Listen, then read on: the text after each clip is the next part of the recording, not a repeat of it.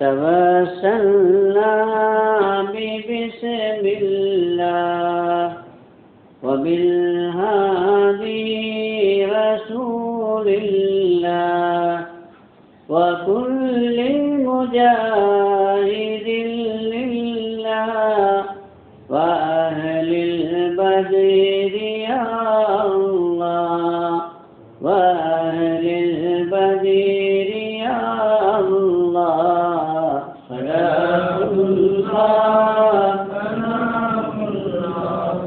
على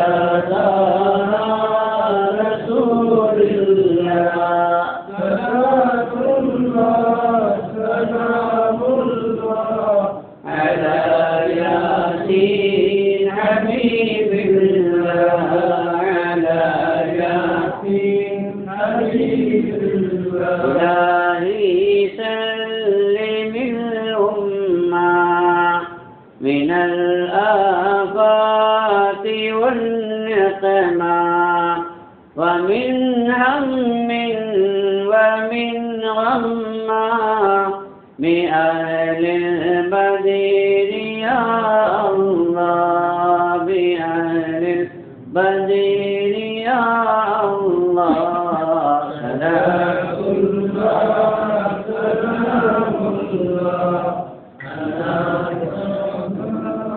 رسول الله صلاة الله سلام الله على ياسين حبيب الله على ياسين حبيب الله إلهي نجنا وكشف جميع آلية وصرف مكائد العدا والطف بأهل البدر يا الله بأهل البدر يا الله صلاة الله سلام الله على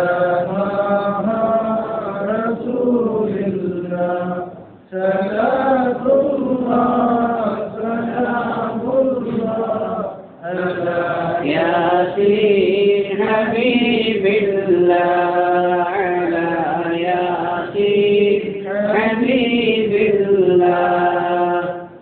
السلام عليكم ورحمة الله وبركاته. الحمد لله رب العالمين عدد خلقه وزنة عرشه ورضا نفسه ومداد كلماته. سبحانك لا علم لنا إلا ما علمتنا إنك أنت العليم الحكيم.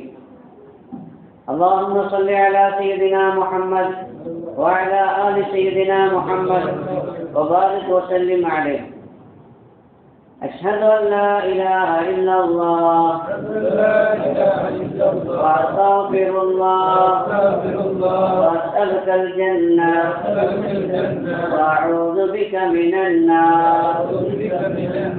اللهم إنك عفو تحب العفو فاعف عني. أعوذ بالله من الشيطان الرجيم. بسم الله الرحمن الرحيم. إنا أنزلناه في ليلة القدر وما أدراك ما ليلة القدر. ليلة القدر خير من 1000 شهر. تنزل الملائكة والروح فيها بإذن ربهم من كل أمر سلام هي حتى مطلع الفجر. صدق الله العلي العظيم. அளவற்ற அருளாளன் நிகரற்ற அன்புடையவன் எல்லாம் வல்ல அல்லாஹுவின் திருப்பெயரால் துவக்கம். ரப்புல் ஆலமீன் நம்மையும் நம்மை சார்ந்தவர்களையும் இந்த சிறப்பான மாதத்தில் அவனால் கபூல் செய்யப்பட்ட அவனது ரிவாவை பெற்ற நல்லோர்கள் நாதாக்கள் பாக்கியவான்கள் கூட்டத்திலே சேர்த்து அருள் புரிவானார். நம்மையும் நம்மை சார்ந்தவர்களையும் அவனால் நிராகரிக்கப்பட்ட அபாக்கியவான்கள் கூட்டத்திலே சேர்க்காதிருப்பானார். பூமா நபி ஸல்லல்லாஹு அலைஹி வஸல்லம் அவர்களோடு நம்மை சங்கமிக்க செய்வானாக. துன்யா கபுலல் ஆகிரா. சிறப்பான இந்த மகத்தான இந்த லைலத்துல் கத்ர் இரவிலே நாம் எல்லாம் ஒன்று கொண்டிருக்கிறோம்.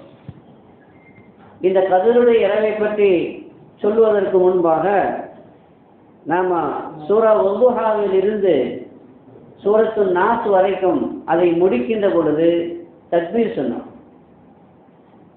ஏன் தக்பீர் சொன்னோம் என்றால், நபிகள் நாயகம் ஸல்லல்லாஹு அலைஹி வஸல்லம் அவர்கள் சூரா வதுஹா இறங்கிய போது சந்தோஷத்தில், உற்சாகத்தில், மகிழ்ச்சியில் அல்லாஹு அக்பர் என்று தக்பீர் சொன்னார். அப்படி இந்த சூறாவில் என்ன இருக்கிறது, ஏன் தக்பீர் சொன்னார்கள் என்பதை நாம் விளங்கிக் கொள்ள வேண்டும்.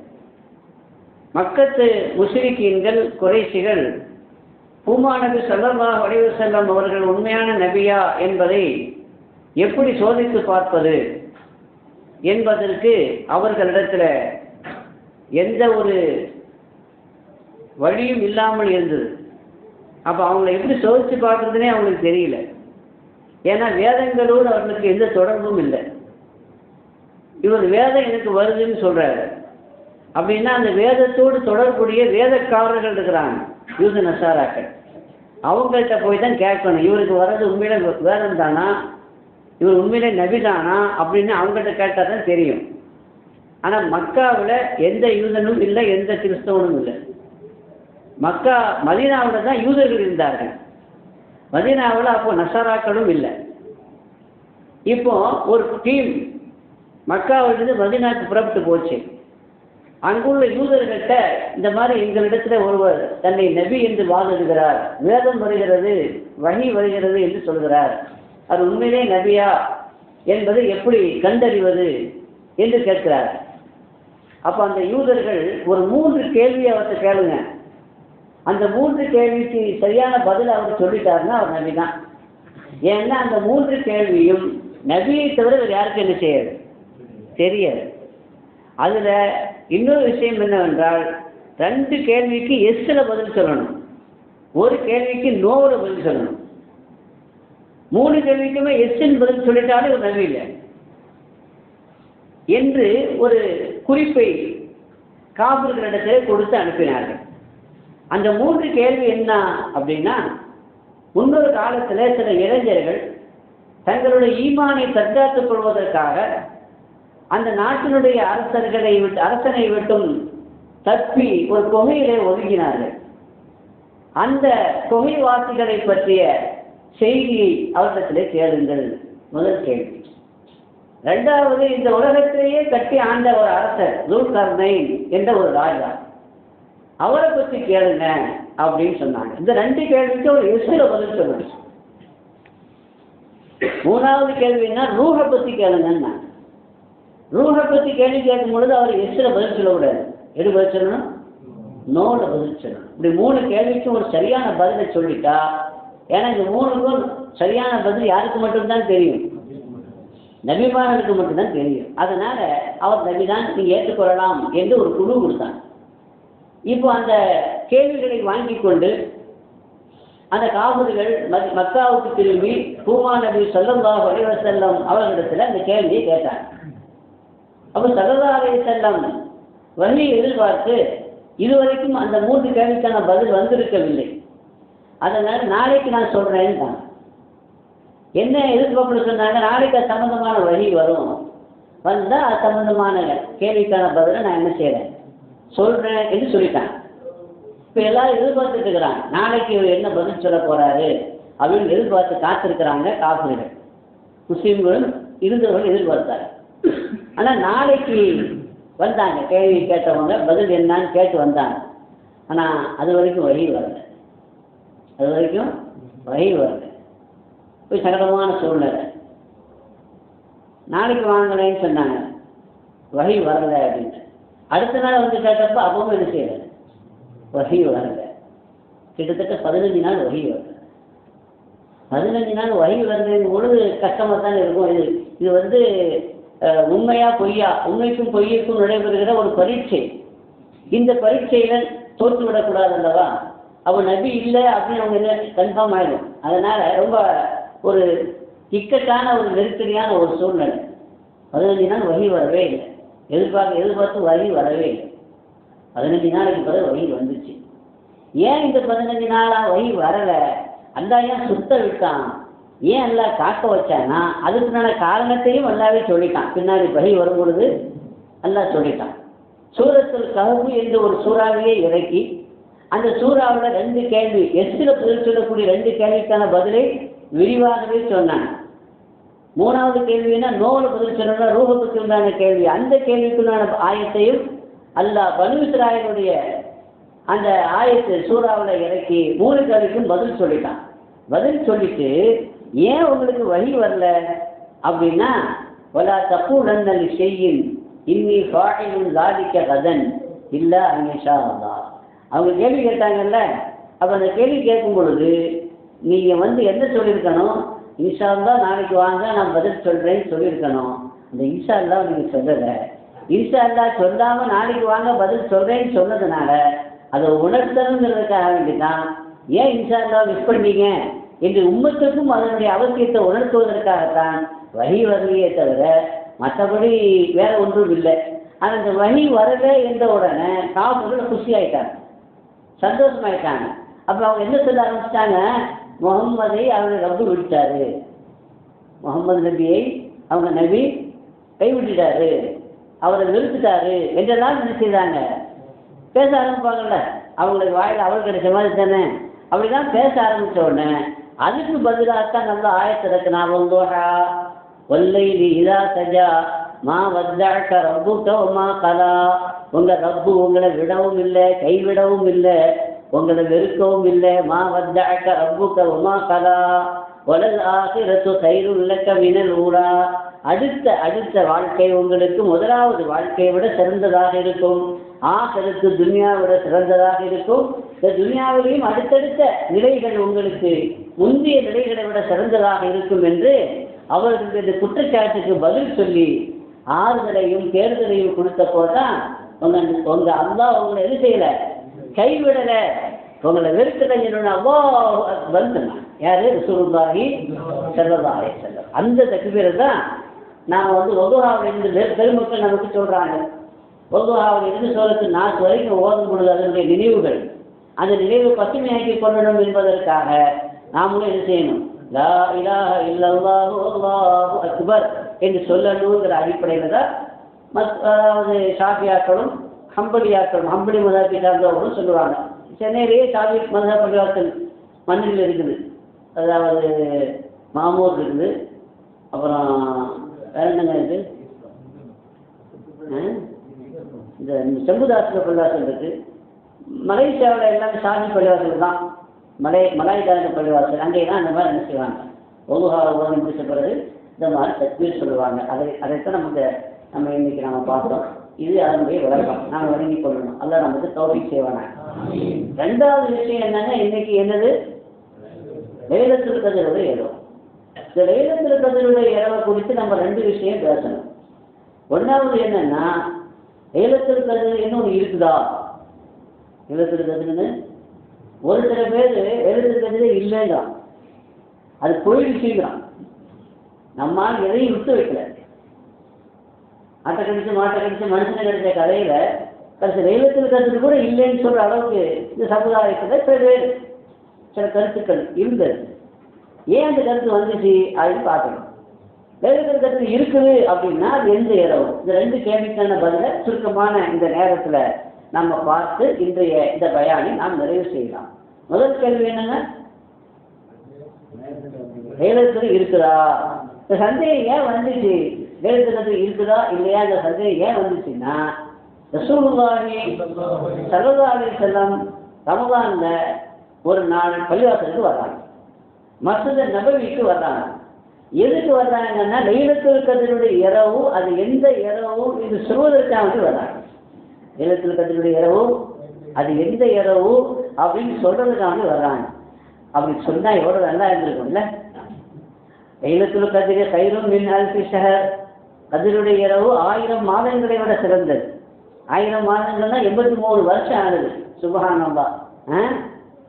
லாட்ரி அடிச்ச மாதிரி, லக்கி அடிச்ச மாதிரி ஒரே இரவுல இதுதான் லைலத்துல் கத்ர் அப்படின்னு சொல்லிட்டா அது ஒரு இரவை முழிக்காம தூங்காம கண் விழித்திருந்து நாம் இபாதத் செய்தா எத்தனை வருஷம் இபாதத்தை நம்ம பெற்றுக்கொள்ள முடியும்? 83 வருஷம் இபாதத்தை பெற்றுக்கொள்ளலாம். எவ்வளோ லாபமான ஒரு விஷயம். அது சந்தோஷத்துல அல்லாஹ் அறிவித்தாங்க அவங்களுக்கு போய் சொல்லுங்கன்னு சொல்லி. அதை சொல்றதுக்காண்டி ரொம்ப ஆசையோடு வர்றாங்க. உம்மத்துடைய நன்மையில ரொம்ப ஆர்வம் உள்ளவங்க, ரொம்ப தேட்டம் உள்ளவங்க ரசூலை கரீம் ஸல்லல்லாஹு அலைஹி வஸல்லம். அப்போ அவங்க வர்றாங்க, பள்ளிவாசலுக்கு வர்றாங்க. எந்த பள்ளிக்கு வர்றாங்க? மஸ்ஜித் நபவிக்கு வர்றாங்க. எதுக்கு வர்றாங்க? லைலத்துல் கத்ருடைய இரவு அது எந்த இரவு என்பதை சொல்வதற்காக வேண்டி வர்றாங்க. அப்படி பள்ளிவாசலுக்குள்ள என்று ஆகும் பொழுது 2 பேர் அங்க சண்டை போட்டுட்டு இருக்காங்க. பள்ளிவாசல்ல 2 பேர் தர்க்கம் பண்ணிட்டு இருக்கிறாங்க, 2 பேர் விவாதம் பண்ணிட்டு இருக்கிறாங்க. இந்த விவாதத்துல கவனம் போனதுல அவங்களுக்கு ஏற்கனவே வந்த அந்த வகையினுடைய அந்த தகவல் கவனம் போயிடுச்சு. அதை விட்டு விகனை விட்டு சிந்தையை விட்டு அது என்ன ஆயிடுச்சு? போயிடுச்சு. இப்போ ரசூலுல்லாஹி ஸல்லல்லாஹு அலைஹி வஸல்லம் வேதனையோடு சொன்னாங்க, இன்னி ஒகுபீருக்கும் இன்னி அத்தைத்துக்கும், நான் உங்களிடத்துல வந்தேன், ஒகுபீருக்கும் லைலத்துல் கத்ரி மாஹிய, லைலத்துல் கத்ர் அது எந்த இரவு என்று சொல்லத்தான் வந்தேன். ஆனால் பார்த்தா குரான் குரான் இன்ன ஆணும் சண்டை போட்டுக்கிட்டு இருந்தாங்க, தர்க்கம் பண்ணிக்கிட்டு இருந்தாங்க. அதுவும் மஸ்ஜித் நபவியில அதில் கவனம் போனதுனால அது இறக்கப்பட்டு விட்டது, வேர்த்தப்பட்டு விட்டது. என்ன அது வேர்த்தப்பட்டு விட்டது? என்னோட சில பேர் என்ன வழங்கிக்கிட்டான், லைலத்துல் கத்ரையே எல்லாம் எஸ்கேப் பண்ணிட்டான், தூக்கிட்டான் அப்படின்னு சொல்றாங்க. சில பேர், சில அறிஞர்களே சொல்றாங்க, லைலத்துல் கத்ரையே எல்லாம் என்ன செய்திருக்கான், மேலே தூக்கிட்டான், கிடைக்க வேண்டிய லைலத்துல் கத்ரே போயிடுச்சு என்று விளங்குறாங்க. ஆனால் அந்த விளக்கம் சரியில்லை. லைலத்துல் கத்ரையே எல்லாம் என்ன செய்யறாங்க? உயர்த்தலை, தூக்கலை. பின்ன எதற்கு அல்லாஹ் தூக்குனான்னா, லைலத்துல் கத்ருடைய இரவு அது எந்த இரவு என்று குறிப்பான ஒரு விஷயம் சொல்ல வந்தாங்கல்ல, அந்த தகவலோடு சம்பந்தப்பட்ட அந்த இல்மை தான் அல்லாஹ் என்ன செய்துட்டான், உயர்த்திட்டானே தவிர லைலத்துல் கத்ரையே என்ன செய்யலை, தூக்கலை, உயர்த்தலை. அதுக்கு என்ன ஆதாரம்? 2 ஆதாரம் சுருக்கமாக சொல்ல போறா. ஒரு ஆதாரம் ரசூலுல்லாஹி ஸல்லல்லாஹு அலைஹி வஸல்லம் இந்த ஹதீஸினுடைய தொடர்ச்சியாக சொல்றாங்க, சொல்ல வந்தேன் லைலத்துல் கத்ருடைய இரவு அது எந்த இரவுன்னு சொல்ல வந்தேன். 2 பேரும் சண்டை போட்டதுனால அது உயர்த்தப்பட்டுருச்சு, ஆனாலும் பரவாயில்லை, அது கூட கயிறு தான் சொன்னேன், அது உயர்த்தப்பட்டது கூட கயிறு தான் அப்படின்னு சொல்லிட்டு அசா கூட கயிறன் இருக்கும், இது உங்களுக்கு நன்மையாக இருக்கக்கூடும். இருத்தமி சூஹா இந்த லைலத்துல் கத்ர் நீங்க தேடிக்கொள்ளுங்க, விக்கிரி அஷ்ரில் அவாசிரி கடைசி 10 ஒற்றைப்படை இரவுகளை தேடிக்கொள்ளுங்க. ஒற்றைப்படை இரவுனா என்னங்க? 21, 23, 25, 27, 29 தேடிக்கொள்ளுங்க அப்படின்னு சொல்லி அந்த ஹதீஸை முடிக்கிறாங்க. இந்த ஹதீஸ் புகாரி ஷரீஃப்ல பதிவாக இருக்குது. இப்போ இங்க 2 விஷயத்தை நாம விளங்கணும். 1வது விஷயம் என்னன்னா, லைலத்துல் கத்ரே இல்லை அது போயிடுச்சு அப்படின்னா தேடிக்கொள்ளுங்கன்னு ஏன் சொல்லணும்? அப்போ இருக்குதுன்னு அர்த்தம், இருக்க வச்சு நான் தேடிக்கொள்ளுங்கிறாங்க. 1வது.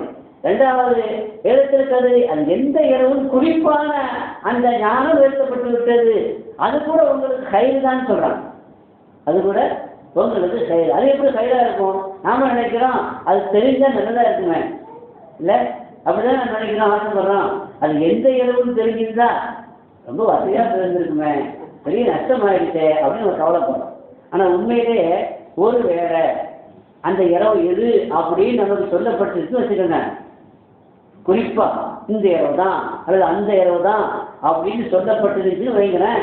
அப்படி சொல்லப்பட்டிருந்துச்சுன்னு சொன்னா, அப்படி சொல்லப்பட்டது கூட நம்மள எத்தனை பேர் சொல்லாசி வருவான்னு நினைக்கிறீங்க? எல்லாரும் வந்துருவாங்கன்னு நினைக்கிறீங்க? என்னங்க, அப்படி சொல்லப்பட்ட பிறகு சில பேர் வராமல் இருப்பாங்கல்லங்க, பல பேர் வரலாம், சில பேர் வராமல் இருப்பாங்க. ஒரு விஷயம் விளங்கணும், ஒரு இரவுக்கு ஒரு நாளுக்கு ஒரு சிறப்பு இருக்குதுன்னா, அமல் செய்தா பன்மடங்கு 83 வருஷத்தினுடைய நன்மை இருக்குதுன்னா, அதே இரவுல அதே நாளுல பாவம் செய்தா அதே மாதிரி பாவமும் இருக்கும். இப்ப இந்த இரவுல எவனாவது பாவம் செய்தான்னு வைங்க, மார்க்கத்தோடு தொடர்புடைய நல்ல மக்களும் இருக்கிறார்கள், மார்க்கத்தோடு அறவே தொடர்பு இல்லாத எத்தனையோ மக்கள் இருக்கிறாங்க. இந்த இரவையும் கூட பொருட்படுத்தாம பாவங்களில் ஈடுபட்டால், தப்பு செய்தால், தப்பு தண்டவாளங்களில் ஈடுபட்டா அவனுக்கு 83 வருஷம் பாவம் செய்த நன்மை பாவம் கிடைக்குமா இல்லையா? அது கைராது. இல்லை, ஒட்டுமொத்த உம்மத்துக்கு நன்மை என்பதை கருது. ஏன்னா ஒரு இடம் சிறப்பானது அப்படின்னா அந்த இடத்துல நன்மை செய்தால் பண்படங்கு நன்மை கிடைக்கும்னு சொன்னா அந்த இடத்துல பாவம் செய்தா மேல் மாற்றமும் கிடைக்கும்ல. இப்ப ஹரம் ஷரீஃப் இருக்குது, ஹரம் ஷரீஃப்ல ஒன்றுக்கு எத்தனை நன்மை? 1,00,000 நன்மை இருக்குது இல்லையா? ₹1 தர்மம் செய்தா ₹1,00,000 தர்மம் பண்ண மாதிரி, $1 தர்மம் செய்தா $1,00,000 தர்மம் பண்ண மாதிரி அப்படின்னு சிறப்பு இருக்குது. ஆனா அதே ஹரம் ஷரீஃப்ல ஒரு பாவம் செய்தீங்கன்னு வைங்க, அதே மாதிரி தண்டனையும் கூட இருக்கும்ல. அந்த சஃபா மருவான்னு ஒன்று இருக்குல்ல, சஃபா மருவாவோட 2 சிலைகள் முதல்ல இருந்துச்சு. அந்த 2 சிலைகள் யாரு அப்படின்னு சொன்னா ஹரம்ல வச்சு ஜினா பண்ணிட்டாங்க. ஒரு ஆணும் பெண்ணு ஹரம்ல வச்சு ஜினா பண்ணிட்டாங்க. ஜினா பண்ண விபச்சாரம் பண்ணிட்டாங்க. அதனால அல்லாஹ் கோவப்பட்டு அவங்களை கல்லாக்கிட்டான். அந்த கல் சிலையைத்தான் படிப்பினைக்காக சபால ஒன்றும் மறுவால ஒன்றும் வைக்கப்பட்டது. எனவே ஒரு இடத்துக்கு சிறப்பு எந்தளவு கூடுதோ அதே மாதிரி ஏடாகூடமாக நடந்தால் அதனால் ஏற்படுகிற தண்டனையும் பாதிப்பும் எப்படி இருக்கும்? அதிகமாக இருக்கும். அதனால எழுத்திருக்கிறது எதுவும் சொல்லப்பட்டு யாராவது அதை கண்ணியம் செய்யல, அதை பொருட்படுத்தல என்றால் அதுலேயும் பாவம் செய்தால் அதனால என்ன ஆயிடும்? மிகப்பெரிய பாதிப்பு வந்துவிடும் இந்த உம்மத்துக்கு. அதை ரசூலுல்லாஹ் விரும்பல, அல்லாஹ் விரும்பல. 1. 2வது எழுத்திருக்கிறதுடைய இரவு இந்த இரவு தான் அப்படி சொன்னா நம்மால் கால்குலேஷன் பண்ணுவோம் இல்லை, கணக்கு போட்டு பார்ப்பான். இன்னும் இந்த இரவுல 89 வருஷம் 83 வருஷம் ஓகே ஆயிடுச்சுல அப்புறம் சுத்தலாம் அப்படின்னு இருப்பான். இவன் வாழ போறதே இந்த உம்மத்தினுடைய ஆயுள் 60க்கும் 70க்கும் இடையில தான். ரசூலுல்லாஹி சொல்லியிருக்கிறாங்க, அழ்வாறு உம்மத்தி மாபேர சித்தின இந்த உம்மத்தினுடைய ஆயுள் 60க்கும் 70க்கும் இடையில தான். அதுக்கு மேலே போகுதுன்னா போனஸ்ன்னு விளைஞ்சுங்க. அதுக்கு மேலே போயிட்டு இருக்குன்னா சில பேருக்கு அது போனஸில் வண்டி ஓடுது. அப்போ மிஞ்சி போனால் 70 வருஷம் தான் வாழ போகிறோம். 83 வருஷம் வாழ்றதுங்கிறது ரொம்ப அபூர்வம். அப்படியே அடுத்த வருஷம் இருக்குல்ல, ஒவ்வொரு வருஷமும் 83 அப்படி கணக்கு பண்ணுவான். நம்மால் குறுக்கு வழியில் சம்பாதிக்கிறதுக்கு நம்ம ஆட்களில் ரொம்ப பேர் போனவங்க இல்லையா? ஆனால் ஒரு விஷயத்த வழங்கண்ணா, 83 வருஷம் அப்படின்னு சொன்னால் அதுக்கு அர்த்தம் என்ன? இந்த இரவுல அமல் செய்தால் 83 வருஷத்தினுடைய சவாபு கிடைக்கும். சவாபு தான் கிடைக்குமே தவிர அதனால 83 வருஷத்தினுடைய அந்த அமல் கிடைக்காது. இப்போ நீங்கள் இஷா சொல்றீங்கன்னு வைங்க, இந்த இஷாவுக்கு சவாபு அதிகமாக கிடைக்கும். மற்ற இரவுல செய்த இரவுல தொழுத இஷாவை விட, மற்ற இரவுல தொழுத மகரிபை விட இந்த இரவுல தொழுத மகரிபும் இந்த இரவுல தொழுத இஷா தராவி தொழுத செய்த இபாதத்துக்கு சிறப்பு அதிகமாக இருக்கும், நன்மை அதிகமாக கிடைக்கும். ஆனால் ஒரு இஷா தான் இருக்குது. நான் இன்னைக்கு இஷா சொல்லாச்சு, அப்போ நாளைக்கு இஷா சொல்லாமல் இருக்க முடியுமா? சொல்லுங்க. 83% பேலன்ஸ் ஆகிடுச்சு அப்படின்னு நினைக்கக்கூடாது. ஒரு இஷா தான் நம்ம கணக்கில் அக்கௌண்ட்டில் பதிவாகும், ஒரு மகளிர் தான் பதிவாகும். ஆனால் நம்ம ஆட்கள் சுருக்கமாக குறுக்கு வழியில் சம்பாதிக்கக்கூடிய மனநிலை உள்ளவங்களாக இருக்கிறதுனால அப்படி சொல்லாமல் இருந்தால் தான் எல்லா இரவுகளையும் என்ன செய்வாங்க? இபாதத் செய்வாங்க. எல்லா இரவையும் ஹயாத்தாக்கணும் என்பதற்காகத்தான் அப்படி சொல்லாமல் இருந்தது கூட என்ன சொன்னாங்க? ஸல்லல்லாஹு அலைஹி வஸல்லம் கைரு அப்படின்னு சொன்னாங்க. ஆக லைலத்துல் கத்ர் இருக்குதா இல்லையா? இருக்குது. இருக்குதுங்கிறதுக்கு ஆதாரம் அதை ஒற்றைப்பட இரவுகளில் தேடிக்கொண்டுங்கன்னு சொன்னாங்க.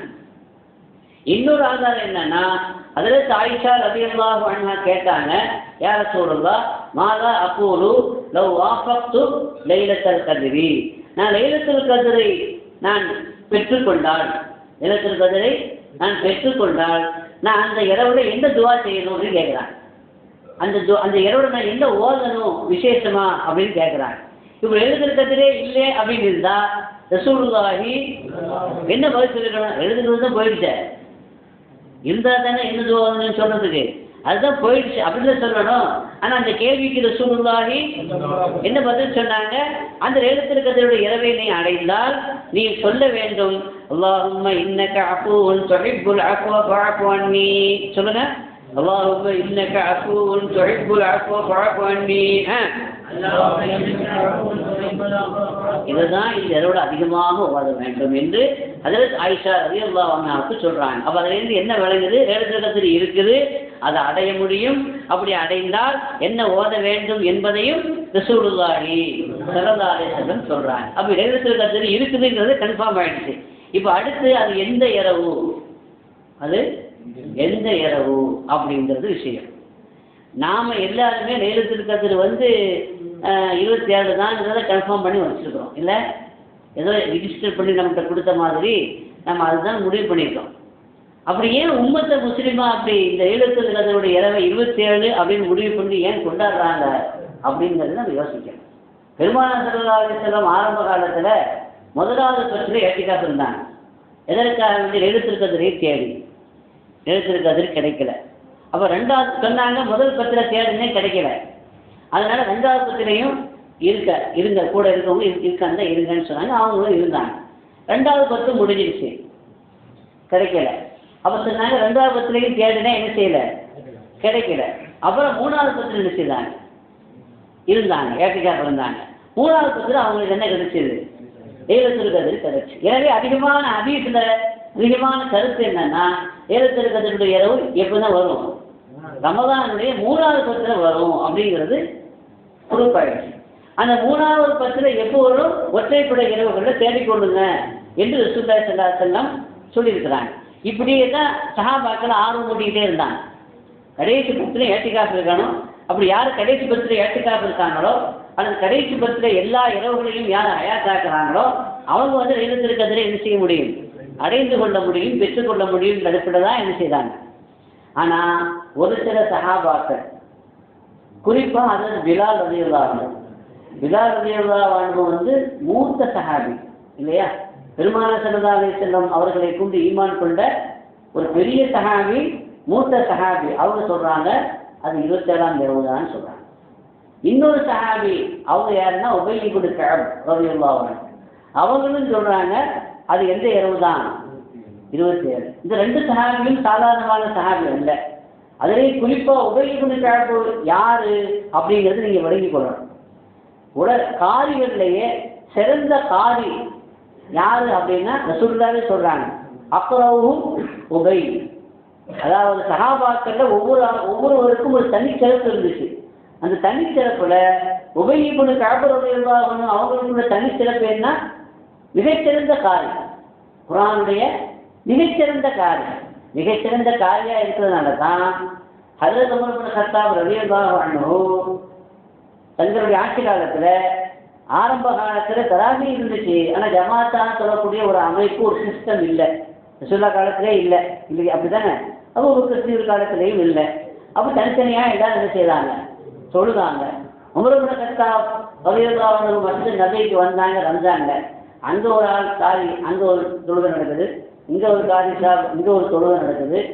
அவங்க ஒரு சில பேர் ஜமாத்தான் என்ன செய்கிறாங்க, தொழுகிறாங்க. ஒரே பள்ளியில் பல ஜமாத்து பல பேர் தனித்தனியாக அனுப்பிச்சிக்கிட்டு இருக்கிறாங்க, தொழுதுட்டு இருந்தாங்க. எல்லாத்தையும் ஒன்று சேர்த்தா நல்லா இருக்குமே என்று அபிப்பிராயப்பட்டு ஒரே காரிங்கிற எல்லாத்தையும் ஒன்று சேர்க்கணுங்கிறதுக்காக வேண்டி ஒரு காரி சாஹிப்பை நியமிச்சு, ரம்ஜான் நம்ம ஒரு ஆஃபீஸை நியமித்து தராவிக்கு ஏற்பாடு செய்த மாதிரி உமர் இப்னு கத்தாப் ரலியல்லாஹு அன்ஹு யாரை நியமித்தாங்க, ஒரு காரி. அவங்களாம் நியமிக்கப்பட்ட அந்த சஹாபியார் உபை இப்னு கஅப். அவங்கள தான் காரியாக இமாமாக நியமித்து அவங்க தராவிக்கு ஏற்பாடுகள் செய்தாங்கன்னு பார்க்குறோம். மிகச்சிறந்த காரியம் மட்டுமல்ல, மிகச்சிறந்த குர்ஆனுடைய அறிவும் ஞானமும் அதனுடைய அகமியமும் தெரிஞ்சவங்க யாரு, உபை இப்னு கஅப் ரலியல்லாஹு அன்ஹு. ஒரு சந்தர்ப்பத்தில் ஒரு கேள்வி கேட்டாங்க, நமக்கெல்லாம் தெரிஞ்ச ஹதீஸ் தான், ஐயோ ஆயத்தின் ஆவணம் குர்ஆன், குர்ஆன்லேயே எத்தனை ஆயத்து இருக்குது, 6000க்கும் மேற்பட்ட ஆயத்துகள் இருக்குது. அதில் மிக மகத்துவமிக்க ஆயத்து எதுன்னு கேட்டாங்க. சஹாபாக்கள் எந்த கேள்வி கேட்டாலும் அதுக்கு என்னங்க பதில் சொல்லுவாங்க, அல்லாஹு ரசூலுஹு அஅலம் என்று தான் என்ன செய்வாங்க. திரும்பவும் அதே கேள்வியை கேட்டாங்க, எல்லாரும் அதுதான் சொன்னாங்க. உபை இப்னு கஅப் கேட்டப்போ அவரும் அப்படி தான் சொன்னார். 3 தடவை கேட்டாங்க, 3 தடவை அப்படி தான் சொன்னார்.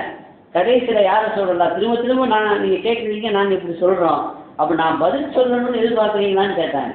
தெரிஞ்சதை சொல்லணும்னு எதிர்பார்க்குறீங்களா, ஆமாம் அப்படின்னா. அப்போ அவங்க சொன்னாங்க ஆயத்துல் குர்சி அப்படின்னா. யார் சொன்னா, அவருடைய யுஹிக்கல் இல்மு உபை, உனக்கு அந்த இல்மு, அந்த ஞானம், அந்த கல்வி வாழ்த்தாக அமையட்டும், சோபனமாக அமையட்டும் என்று வாழ்த்து சொன்னார்.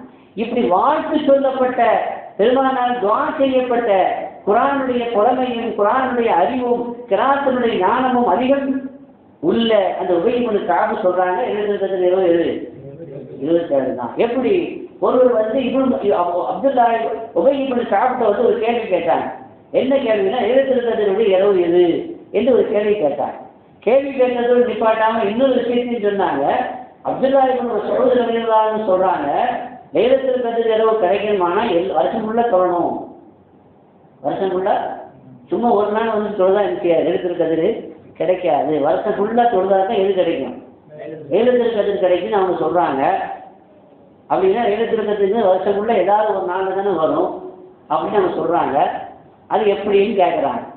அப்போ உபய் இப்னு கஅப் சொன்னாங்க, ரஹிமல்லாஹு இப்னு மஸ்ஊத், அல்லாஹ் இப்னு மஸ்ஊதுக்கு ரஹ்மத் செய்வானா. அவங்க ஏன் அப்படி சொன்னாங்கன்னா, நீங்க அப்படி சொன்னீங்க அப்பதான் எல்லா வருஷத்தினுடைய எல்லா நாட்களும் நீங்க என்ன செய்வீங்க? இபாதத் செய்வீங்க. பள்ளிவாசல ஒரு நாள் மட்டும் என்ன செய்ய மாட்டீங்க, ஒன்று கூட மாட்டீங்க. எல்லா நாளும் அதை தேடி தேடி இபாதத் செய்வீங்க. அப்படிங்கிறதுக்காக வேண்டி உங்களை ஆர்வம் ஊட்டணுங்கிறதுக்காக வேண்டி அவங்க அப்படி சொன்னாங்களே தவிர, உண்மையிலேயே அந்த இரவு எது குறிப்பா சொல்லணுமானா, நான் சத்தியமிட்டு சொல்கிறேன். எப்படி சொல்றாங்க? நான் வல்லாஹி அல்லாஹ்வை சத்தியமிட்டு சொல்கிறேன், அது எந்த இரவு தான்? 27ஆம் இரவு தான். ஒரா எஸ்தசிங்கிறாங்க. இன்ஷா அல்லாஹ்னு கூட சொல்லல. இன்ஷா அல்லாஹ் அது 27 தான் எடுத்துருக்குதுன்னு கூட சொல்லல. கன்ஃபார்மா எடுத்துருக்கிறதுனுடைய இரவு அது இதுதான். எதுங்க? அது 27 தான் என்று அவங்க சொன்னாங்க என்றால், இந்த இரவு 27வது இரவு அப்படின்னா நிச்சயமாக அல்ஹம்துலில்லாஹ் இது என்ன இரவு தான்? நாம் எல்லாம் நம்பி இந்த இரவுல இபாதத் செய்தால் கண்டிப்பாக எடுத்துருக்கிறது தான். இன்னொரு விஷயத்தை நான் உங்களுக்கு சொல்லவா? இந்த உம்மத்துல இந்த உலகத்துல எல்லா நாடுகளும் எல்லா ஊர்களும் இந்த இரவு கொண்டாடுறாங்க இல்லையா? இருக்குதா இல்லையா? உலகத்தினுடைய முஸ்லிம்கள் வாழ்கிற எல்லா நாட்டிலையும் சரி ஹரம் ஷரீஃபோட கூட்டம் கூட அதிகமாக இருக்குது. ஏன் அப்படின்னா லைலத்துல் கத்ருடைய இரவு 27 அவங்க நினைக்கவே தானே வர்றாங்க. ஹரம் மதீனா இந்த இரவுல அது லைலத்துல் கத்ருங்கிற எதிர்பார்ப்பு, இதுதான் லைலத்துல் கத்ருங்கிற நம்பிக்கை உலகத்தில் இருக்கிற எல்லா உம்மத்திற்கும், உம்மத்தில் உண்டான எல்லா நபர்களுக்கும் அது நம்பிக்கையாக இருக்கிறது. ரசூலுல்லாஹி சொல்லியிருக்கிறாங்க, லா தஜிதமி உம்மத்தி அலம் வலாலா, என்னுடைய உம்மத்து ஒட்டுமொத்தமாக வழிகேட்டில் ஒன்று சேர மாட்டாங்க. அப்படின்னா லைலத்துல் கத்ருடைய இரவு 27 அப்படிங்கிறது தவறல்ல. அப்படி தவறானதாக இருந்தால் உலகத்தினுடைய எல்லா முஸ்லீம்களும் இந்த இரவை தனித்துவமிக்க ஒரு இரவாக கருதுவாங்களா? கருத மாட்டாங்கல்ல. இதுவெல்லாம் நமக்கு சாட்சியம் பகர்கிறது. லைலத்துல் கத்ருடைய இரவு இதுதான், 27 தான் என்று. எனவே நாம் எல்லாம் நம்பிக்கையோடு எதிர்பார்ப்போடு இந்த இரவை நாம் விழித்திருந்த ஹயாத்தாக்கினால், இபாதத்து செய்தால் நிச்சயமாக லைலத்துல் கத்ருடைய சவாபு நமக்கு என்ன செய்யும்? கிடைக்கும். அல்லாஹ் நமக்கு தௌஃபீக் செய்வானாக. மன் காம லைலத்துல் கத்ரி ஈமானம் வஹ்திசாபன், லைலத்துல் கத்ருடைய இரவுல நின்று வணங்கினார் ஈமானோடு நம்பிக்கையோடு, வஹ்திசாபன் அல்லாஹ்வுடைய அருளை எதிர்பார்த்து யாராவது லைலத்துல் கத்ருடைய இரவிலே வணங்கினார், நின்று வணங்கினால், வஃபிர லஹு மா தகத்தம மின் தம்பி, அவருடைய முன்பாவங்கள் எல்லாம் மன்னிக்கப்பட்டு விடும் என்று ரசூலுல்லாஹி ஸல்லல்லாஹு அலைஹி வஸல்லம் சொன்னாங்க. ஏன்னா இந்த இரவுல சாதாரணமான இரவுல ஒரே ஒரு விஷயத்தை நான் முடிச்சுக்கிறேன். இந்த இரவுல என்ன இறங்குது? என்னவெல்லாம் இறங்குது? இன்னா அன்ஸல்னாஹு ஃபீ லைலத்துல் கத்ர். இந்த குர்ஆனை எதுல இறக்கினோம்? லைலத்துல் கத்ர்ல இறக்கினோம். அப்போ இந்த இரவுல என்ன இறங்கிருக்குது? நுஸூலுல் குர்ஆன், குர்ஆன் இறங்கிருக்கு. வமா அத்ராக மா லைலத்துல் கத்ர், லைலத்துல் கத்ரி கைரும் மின் அல்ஃபி ஷஹர். இந்த இரவுடைய மகத்துவம் என்னவென்று உங்களுக்கு தெரியுமா? லைலத்துல் கத்ருடைய இரவு அது 1000 மாதங்களை விட சிறப்பானது அப்படின்னு சொல்றான். அவர் என்ன சொன்னார்? தனஸ்ஸலுல் மலாயிகா, இந்த இரவுல மலக்குமார்கள் இறங்குறாங்க. ரெண்டாவது எழுதி இறங்குது, ஒன்று குர்ஆன் இறங்கி இருக்குது, ரெண்டாவது மலக்குமார்கள் இறங்கி இருக்கிறாங்க, மூணாவது ஒரு ரூஹ் தனியா சொல்றான், ரூஹுல் அமீன் இறங்குறாங்க, ஜிப்ரீல் அலைஹிஸ்ஸலாம் இறங்குறாங்க. மலக்குல் அதான் அமீன், மலக்குமார்களுடைய தலைவர் யாரு? ஜிப்ரீல் அலைஹிஸ்ஸலாம். அவங்களும் என்ன செய்யறாங்க? இந்த இரவுல இறங்குறாங்க. மொத்தம் எத்தனை குர்ஆன் இறங்கிஇருக்குது? மலக்குமார்கள் இறங்குறாங்க, ஜிப்ரீல் அலைஹிஸ்ஸலாமும் இறங்குறாங்க. அப்புறம் அல்லாஹ் என்ன சொல்றான்? தனஸ்ஸலுல் மலாயிகத்து வர்ரூஹு ஃபீஹா பிஇذن ரப்பிஹிம் மின் குல்லி அம்ரின் சலாம் இறங்குது. இந்த இரவுல என்ன இறங்குது? சாந்தி, சமாதானம், அமைதி இறங்குது. எது வரைக்கும்? ஃபஜ்ர் வரைக்கும் இறங்குது. 4 விஷயம் இந்த இரவுல இறங்குது இல்லையா? ஃபஜ்ர் வரைக்கும் இந்த இரவுல வானத்திலிருந்து எந்த முசீபத்தும் இறங்காது, எந்த நோயும் இறங்காது, எந்த பேய் பிசாசும் இன்னைக்கு இறங்க முடியாது, இறங்க முடியாது. எந்த செய்யினுடைய எந்த வசனுடைய பாதிப்பும் இந்த இரவுல என்ன செய்யாது? இருக்காது, நடக்காது. எனவே சலாமத்தான இரவு. இந்த இரவு, இந்த மாதம் பரக்கத்தான மாதம், பரக்கத்தான இரவு மட்டுமல்ல.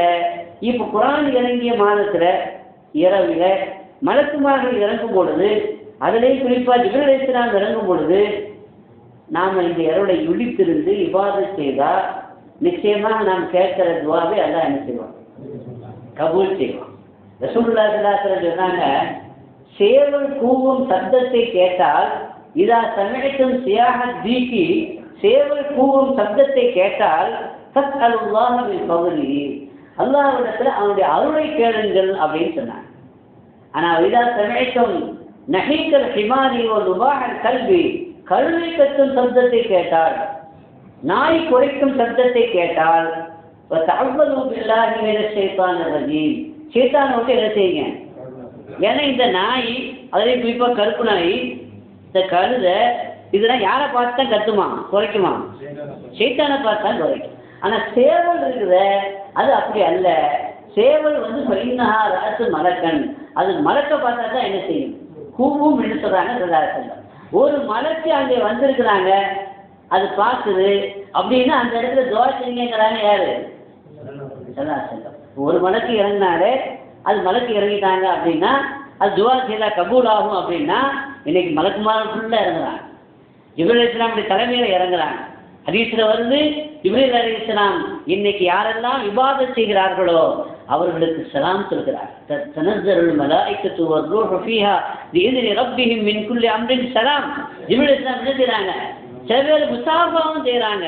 யாருக்கு ஜிப்ரீல் அலைஹிஸ்ஸலாம் சலாம் சொல்றாங்களோ, யாருக்கு முசாஃபா செய்கிறாங்களோ அவங்களுக்கு சில அடையாளங்களையும் நாம் பார்க்கிறோம்.